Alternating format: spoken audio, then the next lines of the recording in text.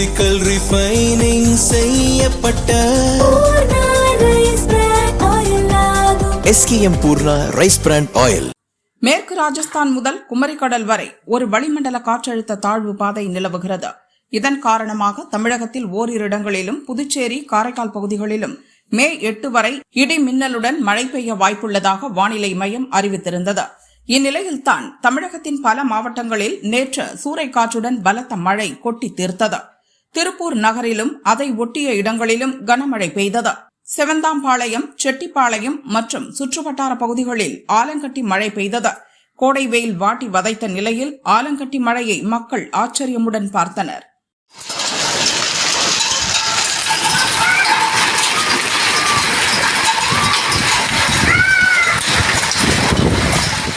இதேபோல் கோவை மாவட்டம் மேட்டுப்பாளையம், அன்னூர், சிறுமுகை மற்றும் சுற்றுவட்டார பகுதிகளில் சூறாவளி காற்றுடன் பலத்த மழை கொட்டி தீர்த்தது. 50,000க்கும் மேற்பட்ட நேந்திரன் உள்ளிட்ட வாழை மரங்கள் முறிந்து விழுந்தன.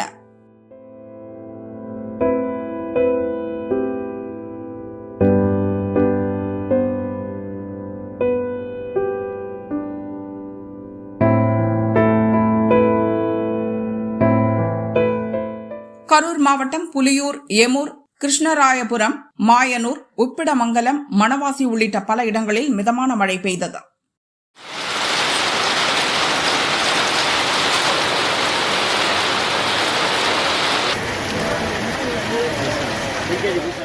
சேலம் மாவட்டம் கொளத்தூர், லக்கம்பட்டி, சின்னதண்டா, பெரிய தண்டா, நீதிபுரம் மற்றும் தர்கடு பகுதிகளில் சூறைக்காற்றுடன் கனமழை கொட்டி தீர்த்தது.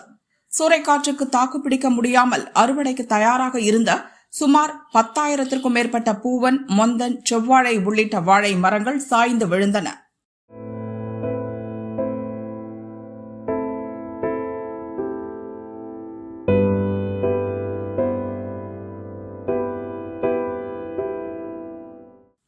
மதுரையிலும் பலத்த காற்றுடன் கனமழை கொட்டி தீர்த்தது.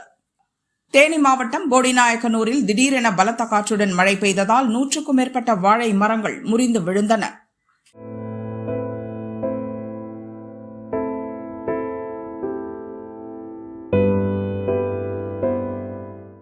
திருச்சி நகர் மற்றும் புறநகர் பகுதிகளில் பலத்த காற்று மற்றும் இடி மின்னலுடன் கனமழை பெய்தது.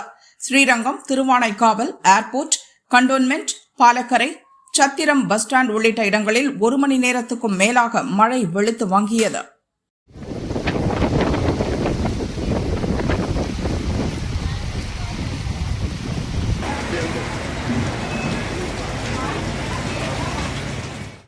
இன்று காலையுடன் முடிந்த கடைசி 24 மணி நேர நிலவரப்படி அதிகபட்சமாக மதுரை வாடிப்பட்டியில் 7.2 சென்டிமீட்டர், மதுரை நகரில் 5 சென்டிமீட்டர், மேலூரில் 4 சென்டிமீட்டர், திண்டுக்கல் மாவட்டம் நத்தத்தில் 3 சென்டிமீட்டர், திருப்பூரில் 1.6 சென்டிமீட்டர் மழை பெய்துள்ளது.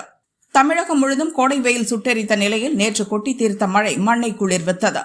அதே நேரம் பலத்த காற்றால் வாழை மரங்கள் நாசமானது விவசாயிகளை சோகத்தில் ஆழ்த்தியிருக்கிறது. உடனடியாக கணக்கெடுப்பு நடத்தி அரசு இழப்பீடு தர வேண்டும் என்று விவசாயிகள் வலியுறுத்தினர்.